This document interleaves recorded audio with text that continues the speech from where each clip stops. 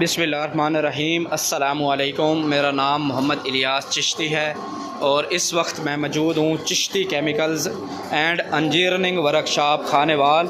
अल्हम्दुलिल्लाह यहाँ पर सवैयाँ बनाने वाली मशीन रेडी हुई है और इसके ऊपर ट्रायल चल रहा है। ये आप देख सकते हैं कि यहाँ से आटा, मैदा और सनफ्लावर ऑयल इसके का जो है ना आटा बनाने के बाद यहाँ से सवैयाँ निकलना शुरू हो गई हैं। ठीक है, सिंगल फेज़ घरेलू बिजली पर चलने वाली ये मशीन है। आप यहाँ पर इसकी प्रोडक्शन चेक कर सकते हैं। अगर आप भी घर में एक ही कमरे के अंदर छोटा कारोबार करना चाहें तो ये बेहतरीन बिज़नेस है सवैयाँ बनाने वाला। ठीक है, और इसको आप बहुत ही कम इन्वेस्टमेंट से सवैयों वाला बिज़नेस कर सकते हैं। मैन्युफैक्चर्ड बाय है Chishti chemicals and engineering workshop Khanewal.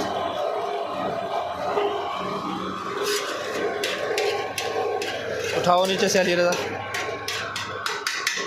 Single phase घरेलू बिजली पर चलने वाली मशीन 2 HP मोटर।